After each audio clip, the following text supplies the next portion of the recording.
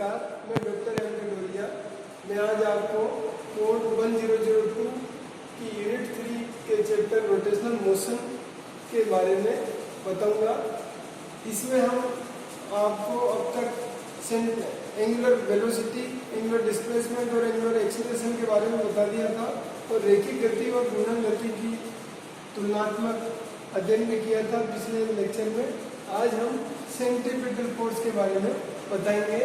तो जैसा कि इस चित्र में आप देख रहे हैं कि कोई भी पार्टिकल अगर है एम मास का, वो सर्कुलर मोशन में मूव कर रहा है, तो इस जगह पर इसकी वेलोसिटी इधर है और इस जगह पर क्या हुआ, उसका वेग का परिमाण यानी कि स्पीड तो उतनी है, परंतु उसकी दिशा बदल गई। यहाँ फिर दिशा बदल गई, यहाँ फिर दिशा बदल गई। तो हर स्थान पर सर्कुलर पाथ के हर बिंदु पर उसकी दिशा क्या हो रही है, बदल रही है, परंतु परिमाण जो है हर जगह समान है। आप देखिए V1 का मैग्नीट्यूड, V2 का मैग्नीट्यूड और V3 का मैग्नीट्यूड, V4 का मैग्नीट्यूड सब सेम है, परंतु दिशा सबकी डिफरेंट है।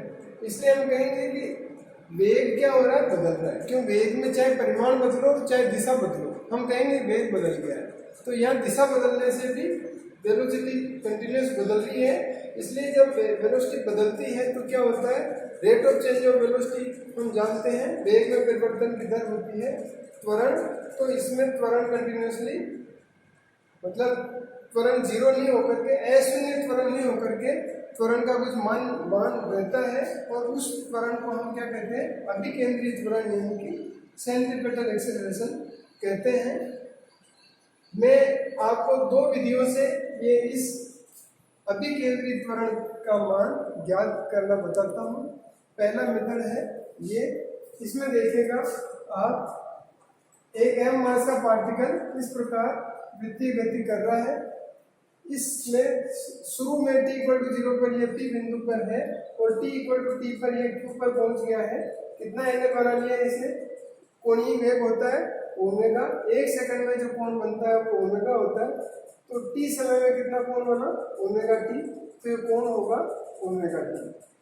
इस P बिंदु पर जो वेग है वो किस दिशा में है, P दिशा में है और उसका परिमाण तो सेम होगा v, मैग्नीट्यूड तो, क्योंकि वेलोसिटी का जो परिमाण स्पीड है वो तो फिक्स है और उसकी दिशा ये है।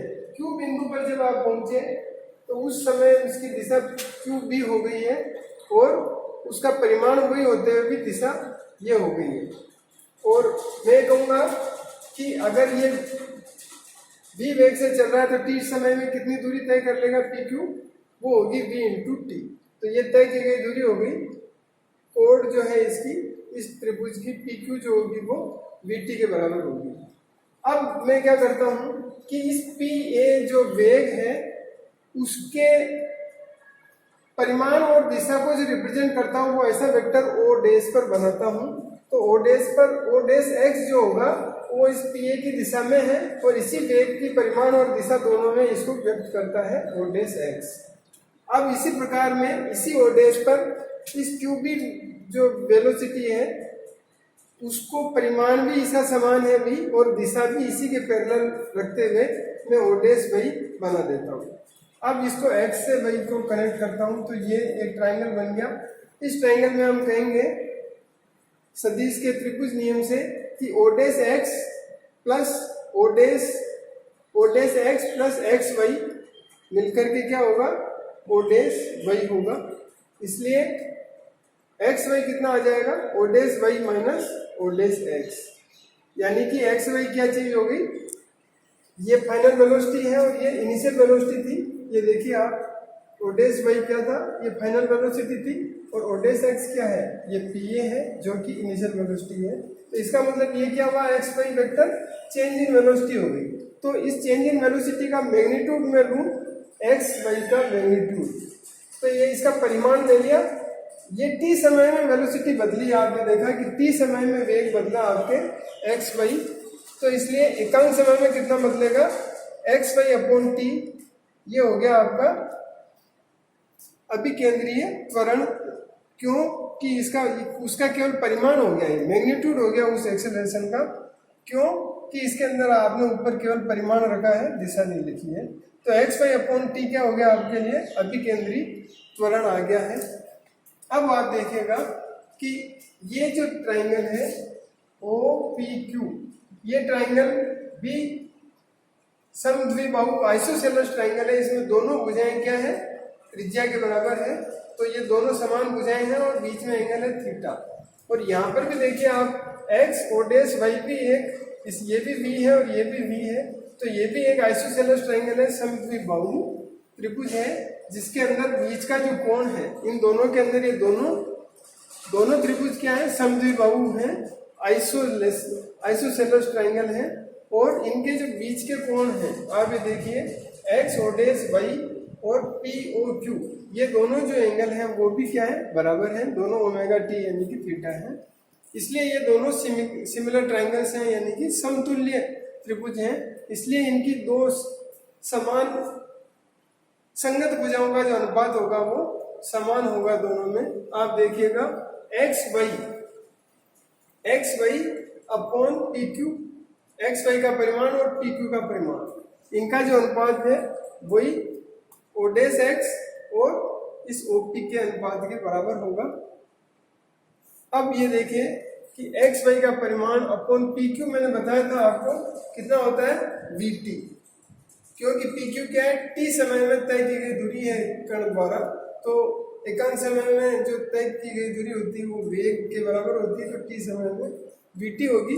तो मैं पी क्यू को लिखूंगा V T. O dash X का परिमाण क्या है, ये ओ डैश एक्स है, इसका मैग्नीट्यूड क्या है, वेलोसिटी है, तो मैं यहाँ v लिख देता हूँ। तो ओपी देखिए क्या है इसके अंदर, ओपी जो है वो उसकी त्रिज्या है वृत्ताकार पथ की, इसलिए मैं ओपी को r लिख देता हूँ। तो आप देखिएगा एक्स वाई अपॉन टी क्या होगा, इस v को इधर भेज देंगे तो एक्स वाई अपॉन टी हो जाएगा v स्क्वायर अपॉन r। अब एक्स वाई क्या चीज थी, मैंने अभी यहाँ बताया था, एक्स वाई था वेग में परिवर्तन जो हुआ, और अपॉन टी है तो अपॉन समय, तो ये वेग में परिवर्तन की दर आ गई, तो इसलिए इसको मैं त्वरण कहूंगा। और ये हो गया अभिकेंद्रीय त्वरण, इसलिए सेंट्रीपिटल एक्सेलरेशन हो गया AC, और ये आ गया v स्क्वायर अपॉन r। हम जानते हैं कि बल कितना होता है, द्रव्यमान इंटू त्वरण।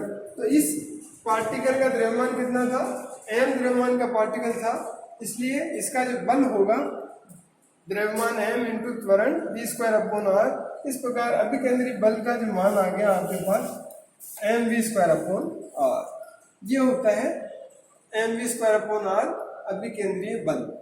अब दूसरे मेथड से भी मैं ज्ञात कर सकता हूँ। देखिए आपको सेंट्रीपिटल एक्सेलरेशन को मैं ज्ञात करने की कोशिश करता हूँ। वही m मास का पार्टिकल वृत्ताकार पथ में गति कर रहा है, और शुरू में ये यहाँ पर है बिंदु P पर मान लीजिए इसको, और बाद में ये Q पर पहुंच जाता है।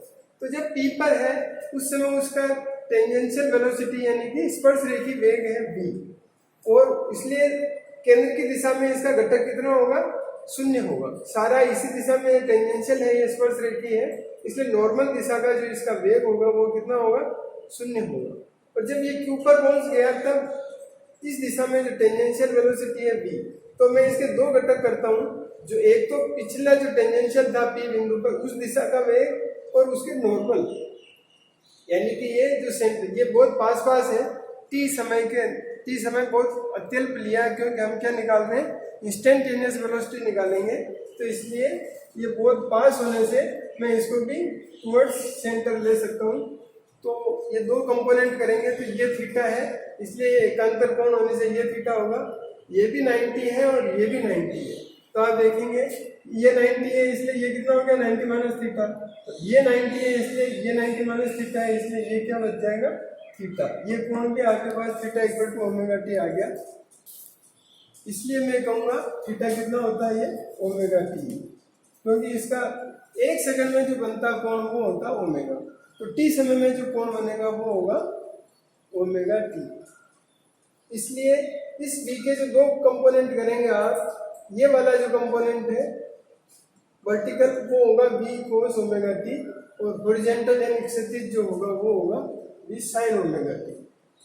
अब आप देखिएगा कि इस बिंदु पर सेंट्रीपिटल जो वेलोसिटी का कंपोनेंट है वो कितना है, सेंटर की तरफ जो है अभिकेंद्री जो है टुवर्ड सेंटर वेग का घटक है v sin ओमेगा टी, और शुरुआत में कितना था, शून्य था, t समय की शुरुआत में शून्य था और t समय खत्म होने पर ये v sin ओमेगा टी हो गया। इसलिए t समय में कितना बदला, v sin omega T minus 0 वेग में बदलाव हुआ है, केंद्र की दिशा में जो वेग है उसमें बदलाव हुआ है, इसलिए वो हो गया v sin ओमेगा टी। अब साइन ओमेगा टी क्या, मैंने कहा टी बहुत अत्यल्प है इसलिए ओमेगा टी भी बहुत छोटा होगा, और एंगल छोटा होता तो साइन थीटा को मैं लगभग थीटा ले सकता हूँ, इसलिए यहाँ पर मैं साइन ओमेगा टी को लूंगा ओमेगा टी, और इसलिए v इंटू ओमेगा टी को मैं कहूँगा कि इतना 1 सेकंड में आपका या t सेकंड में ये वेग बदला है, केंद्र की तरफ जो वेग बदला है, इसलिए सेंट्रीपिटल एक्सेलरेशन कितना हो जाएगा, केंद्र की तरफ त्वरण कितना हो जाएगा, वेग में परिवर्तन v omega T upon T, यानी v इंटू ओमेगा हो गया सेंट्रीपिटल एक्सेलरेशन यानी अभिकेंद्रीय त्वरण। अब ओमेगा को मैं v अपॉन आर कह सकता हूँ, यह आपको मैंने पिछले लेक्चर्स में बता दिया है। तो ओमेगा को मैं जब v अपॉन आर लिखूंगा तो ये v स्क्वायर अपॉन आर हो जाएगा आपका अभिकेंद्रित त्वरण। जब अभिकेंद्रित त्वरण v स्क्वायर अपॉन आर हो जाएगा तो अभिकेंद्रित बल mv स्क्वायर अपॉन आर होगा। इस प्रकार हम निकाल सकते हैं दो विधियों से, चाहे आपको ये अच्छी लगे तो ये, और सेकंड मेथड अच्छा लगे तो इस मेथड से, जो भी आपको इजीली समझ में आए उससे हम निकाल सकते हैं कि अभिकेंद्रित बल का मान होता है mv स्क्वायर अपॉन आर। अगले लेक्चर में हम अभिकेंद्रीय बल के कुछ उदाहरण करेंगे और उसके बाद अपकेंद्रीय बल के बारे में पढ़ेंगे। धन्यवाद।